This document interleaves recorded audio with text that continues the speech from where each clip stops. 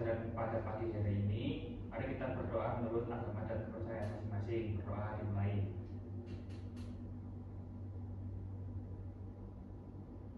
Selesai. Baik, gimana kabar kalian hari ini? Sehat, ya. Oke, baik. Nah, sebelum itu ibu absen dulu ya. Ya. Agis, hadir Bu. Ajeng, Hadir Bu. Arifah, Hadir Bu. Sahala. Hadir, Bu. Oke, baik ya. Baik anak-anak, kemarin kita membahas tentang tes Eksplanasi. Hari ini kita akan membahas tes deskripsi. Sebelum itu masih ingat tidak tes eksplanasi itu? Ingat Bu. Teks eksplanasi yaitu tulisan yang menjelaskan sebab dan proses terjadinya suatu peristiwa atau fenomena. Oke, baik, masih ingat ya. Nah, hari ini ibu akan belajar sebuah tes ya. Tapi sebelum itu ibu ingat kembali kemarin kita belajar tentang tes apa? Eksposisi. Nah, sekarang kita belajar tentang tes pendeskripsian. Nah, tujuannya itu kalian bisa memahami tes deskripsi dengan baik. Kedua, bisa menentukan struktur dan unsur kebahasan deskripsi. Baik. Hari ini kita belajar teks apa? Ada yang tahu? Ibu menampilkan apa ini? Teks deskripsi, Bu. Deskripsi bagus Sahala. Nah, gambar apa ini? Ini gambar angklung, Bu. Angklung. Kira-kira angklung itu dari mana? Dari Jawa Barat Bu, dari Bandung. Oke, bagus aja. Nah, coba angklung ini ada apa saja? Bentuknya, ciri-cirinya apa? Angkat tangan. Ciri-cirinya ini, Bu. Yang pertama itu menggunakan bambu, Bu, sebagai bahannya. Terus ada lagi? Bisa bersuara Bu. Bisa bersuara. Arifah? Bambunya dipotong-potong. Bambunya dipotong-potong. Oke, jadi kalau yang tadi yang kalian sebutkan berarti apa itu? Ciri-ciri dari angklung. Oke.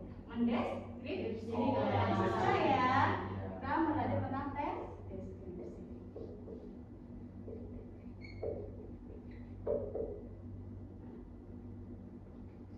Anda tahu tes deskripsi itu apa? Saya Bu. Apa? Teks deskripsi adalah jenis teks yang bertujuan untuk menggambarkan atau menjelaskan suatu objek, tempat, orang, atau peristiwa secara rinci dan mendetail sehingga pembaca dapat membayangkan atau merasakan objek yang dideskripsikan. Oke, tepuk tangan yang mana? Jadi, tes deskripsi itu tes yang menggambar suatu gambaran secara terperinci, baik itu objek ataupun apapun. Ya, ingat secara terperinci. Nah, itu. Ternyata tes deskripsi ini memiliki struktur. Nah, ada berapa? Ada 3 Bu.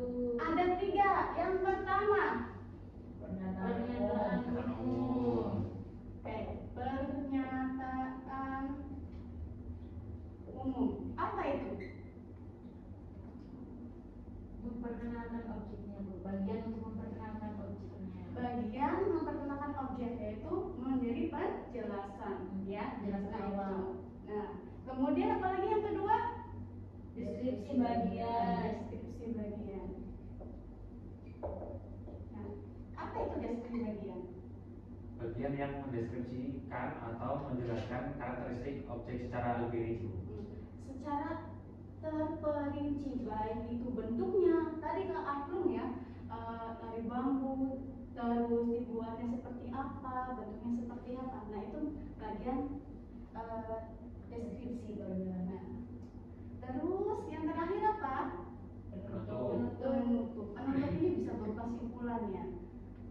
Misalkan disimpulkan seperti apa angklung itu, ya disimpulkan lagi secara terperinci. Nah, kemudian ada lagi, yaitu kita membahas tentang kebahasanya, unsur kebahasanya. Kira-kira apa ya?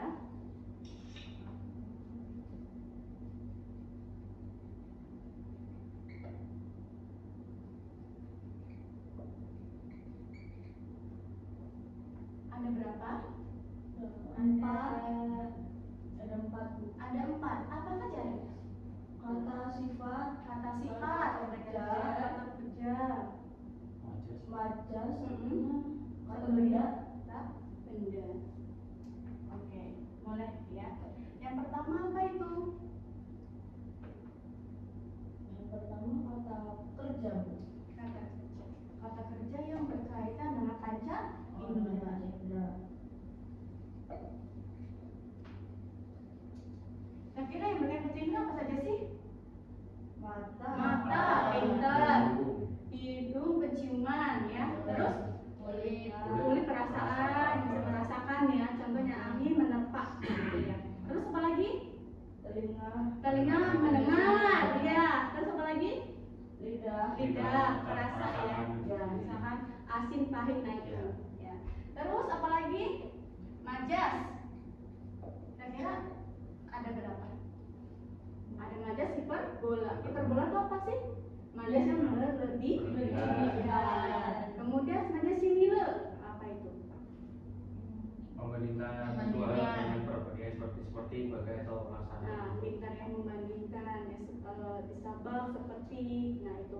Terus apa lagi? Majas personifikasi. Personifikasi apa aja? Sifat manusia. Contohnya bagaimana? Boleh kasih. Mobil batuk-batuk di tengah jalan. Oke, ya. Seolah-olah memiliki sifat manusia ya membandingkan. Emang mobil bisa batuk-batuk? Tidak mungkin kan? Bisa. Bu. Ya, oke. Terus majas yang terakhir apa? Metafora. Metafora itu apa sih? Membandingkan dua hal secara langsung tanpa menggunakan kata pembanding. Oke, pintar. Bagaimana kalimatnya? Saya, Bu. Boleh. Ayo mampir ke istana tuaku. Nah itu Ya, ya. kan? Ya. Jadi di situ membandingkannya tidak terlihat padahal membandingkan. Oke. Kemudian ya unsur yang ketiga.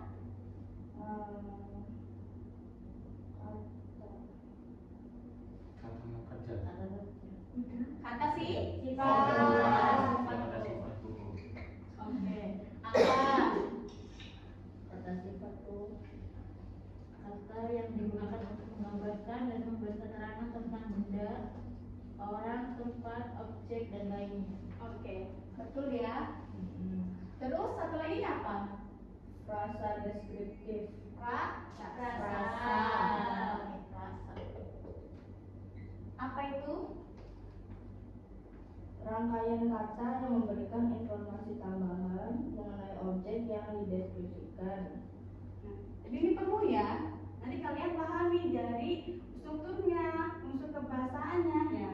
Kemudian ada pertanyaan sampai di sini? Baik. Baik. Baik, karena tidak ada pertanyaannya, kita lanjut menganalisis tes selanjutnya itu tentang angklung. Ya. Coba kalian analisis. Di sini ada tidak struktur tes deskripsinya lengkap?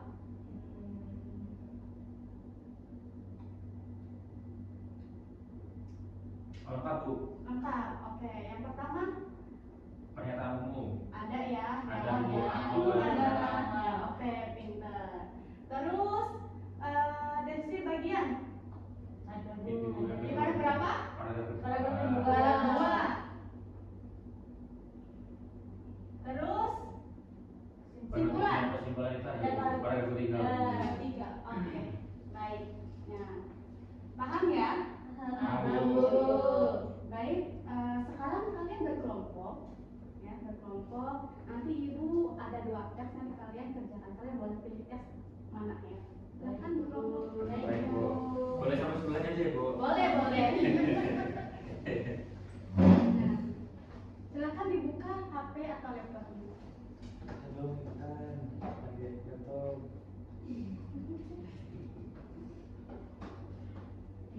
Baik. Sekarang siapa yang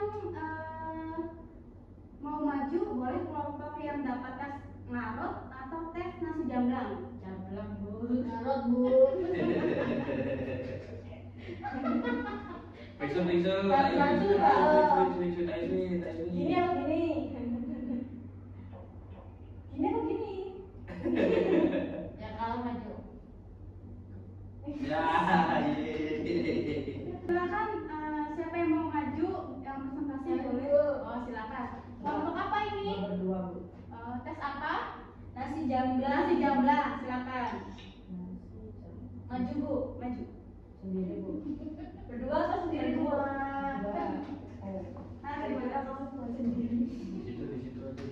Bu. Boleh.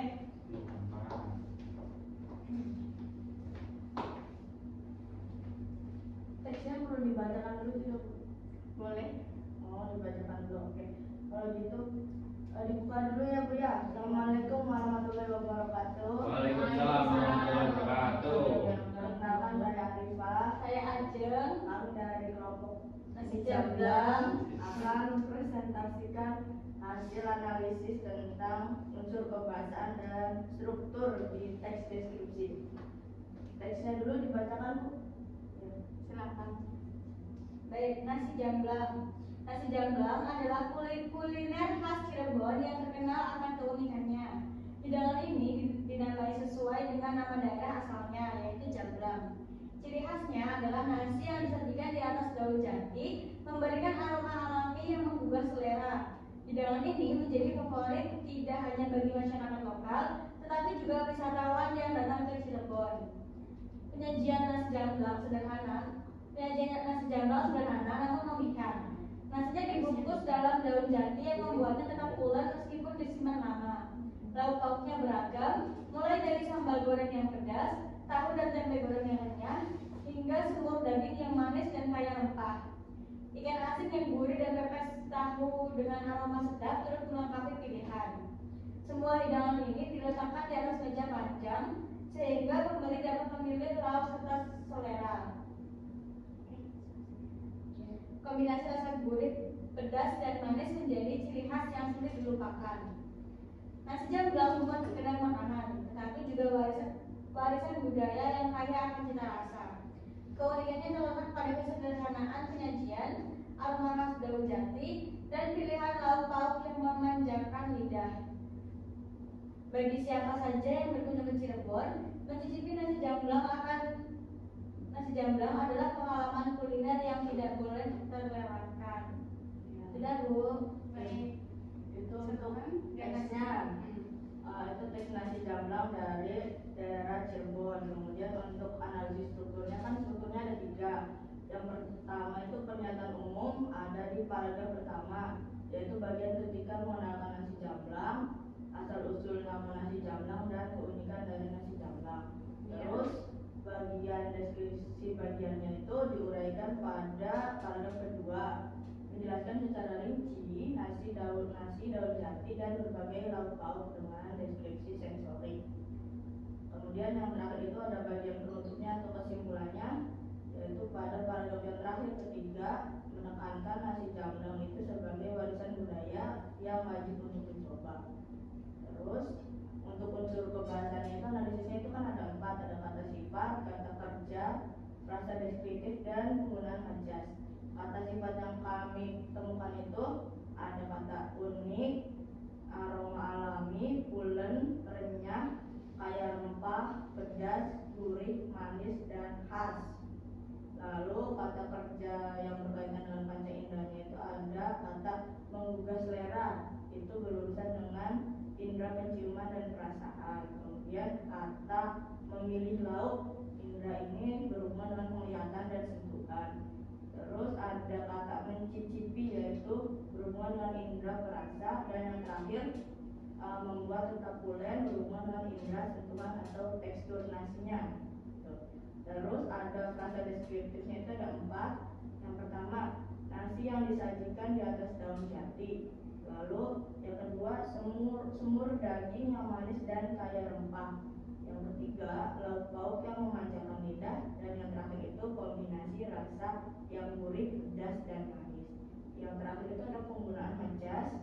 Majasnya itu ada 3, personifikasi, hiperbola, dan metafora. Personifikasi yaitu nasi yang dibungkus dalam daun jati membuatnya tetap pulen. Terus hiperbola, pengalaman kuliner yang tidak boleh dilewatkan. Metaforanya yaitu warisan budaya yang kaya akan cita rasa. Baik, terima kasih buat kelompok kesehatan. Ada pertanyaan yang boleh menanggapi?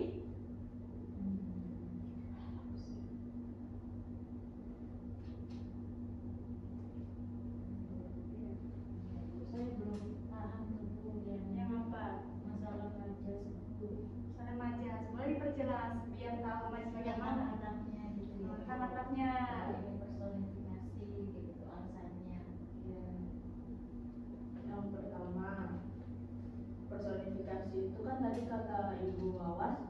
yang benda mati seolah-olah punya sifat manusia ya. Nah ini kan ada kata nasi yang dibungkusnya dalam daun jati membuatnya tetap pulen. Nasi yang dibungkus membuat tetap pulen itu seperti seakan-akan sifat manusia yang mengolahnya, padahal itu kan benda mati si daun jati itu ya. Kemudian yang hiperbola itu kan tentang melebih-lebihkan ya. Nah di sini kan ada kalimat pengalaman kuliner yang tidak boleh dilewatkan.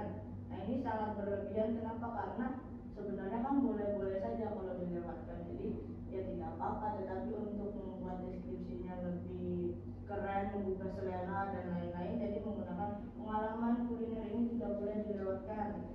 Terus yang metafora itu kan tentang pembandingan secara langsung, tidak menggunakan kata seperti bagikan dan lain-lain, beda dengan yang similar. Nah di kalimat warisan budaya yang kaya akan cita rasa ini kan tidak ada kata seperti, tetapi dia itu membandingkan antara warisan budaya dan sesuatu hal yang kaya dan cita rasa. Bisa dipahami? Ya, baik. Ada pertanyaan lagi? Menanggapi lagi? Cukup. Baik. Terima kasih. Tepuk tangan yang mana? Saya tutup dulu, kurang lebihnya mohon maaf. Saya pamit, kami pamit. Terima kasih. Wassalamualaikum warahmatullahi wabarakatuh. Waalaikumsalam warahmatullahi wabarakatuh. Silakan kelompok yang terakhir.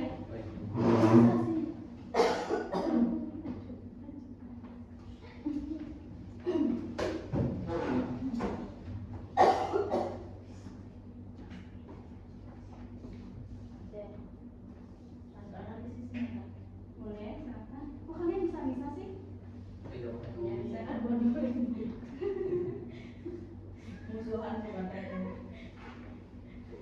Baik, saya buka dulu ya Bu. Silakan. Bismillahirrahmanirrahim. Assalamualaikum warahmatullahi wabarakatuh. Waalaikumsalam warahmatullahi wabarakatuh. Di sini Ibu kami akan mempresentasikan teks deskripsi tentang tradisi Ngarut di Indramayu. Kami bacakan dulu ya Bu teksnya Bu. Tradisi Ngarut adalah salah satu warisan budaya masyarakat Indramayu, Jawa Barat yang masih dilestarikan hingga saat ini. Upacara ini diadakan sebagai bentuk doa dan harapan untuk hasil panen yang melimpah. Pelaksanaannya melibatkan para pemuda dan pemudi yang mengenakan pakaian adat khas dengan hiasan bunga segar di kepala, simbol kesucian dan keindahan. Tradisi ini dimulai dengan ritual doa bersama yang dipimpin oleh tokoh adat atau sesepuh desa. Setelah itu masyarakat menampilkan berbagai seni tradisional seperti tarian khas Sunda dan musik tradisional yang dimainkan dengan angklung dan gamelan. Seluruh rangkaian acara berlangsung dengan penuh kebersamaan, melibatkan semua lapisan masyarakat. Nilai gotong royong sangat terasa, mulai dari persiapan hingga pelaksanaan tradisi ini. Melalui Ngarut, masyarakat Indramayu tidak hanya menunjukkan rasa syukur kepada Sang Pencipta, tetapi juga menjaga keharmonisan sosial dan lingkungan. Tradisi ini menjadi simbol identitas budaya yang mempererat hubungan antar warga dan mengajarkan generasi muda untuk mencintai warisan leluhur mereka. Baik, di sini saya akan menjelaskan analisis struktur teksnya. Di sini yang pertama yaitu pernyataan umum. Teks dimulai dengan perkenalan tradisi Ngarut secara singkat, termasuk lokasinya dan tujuan pelaksanaannya. Contohnya, tradisi Ngarut adalah salah satu warisan budaya masyarakat Indramayu, Jawa Barat yang masih dilestarikan hingga saat ini. Ini merupakan pernyataan umum. Yang kedua adalah deskripsi bagian. Di sini teks ini menjelaskan detail pelaksanaan tradisi, termasuk pakaian adat, ritual, seni yang ditampilkan. Ini contohnya pelaksanaannya melibatkan para pemuda dan pemudi yang mengenakan pakaian adat khas dan hiasan bunga segar di kepala. Yang ketiga yaitu simpulan, menyimpulkan makna tradisi Ngarut bagi masyarakat dan generasi muda. Ini kalimatnya, tradisi ini menjadi simbol identitas budaya yang mempererat hubungan antar warga dan mengajarkan generasi muda untuk mencintai warisan leluhur mereka. Analisis yang kedua yaitu analisis unsur kebahasaan. Yang pertama adanya kalimat deskriptif, digunakan untuk menggambarkan pelaksanaan dan nilai tradisi. Kalimatnya, pelaksanaannya melibatkan para pemuda dan pemudi yang mengenakan pakaian adat khas dengan hiasan bunga segar di kepala. Lalu ada istilah lokal. Di sini penggunaan istilah seperti Ngarut memperkuat nuansa lokalitas dan budaya. Yang ketiga, adanya konjungsi penjelas. Digunakan untuk menghubungkan ide-ide seperti setelah itu dan melalui ngarot. Lalu adanya bahasa formal. Pemilihan kata seperti dilestarikan, keharmonisan, dan generasi menciptakan kesan informatif dan serius. Yang kelima adalah kata berkonotasi positif. Kata seperti kesucian, keindahan, dan rasa syukur memberikan kesan yang menginspirasi dan menghargai tradisi.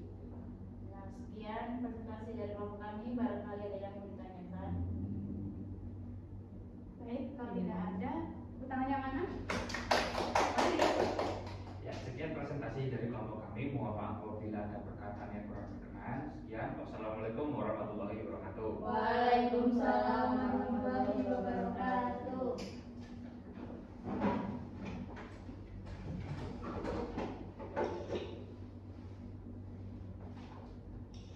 Baik, jadi kita ada kesibukan pembelajaran hari ini membahas tentang apa saja? Teks deskripsi, Bu. Deskripsi. Apa itu teks deskripsi? Teks yang memberikan gambaran tentang objek. Secara rinci. Secara terinci, gambaran objek. Terus strukturnya ada berapa? Ada tiga. Boleh sebutkan?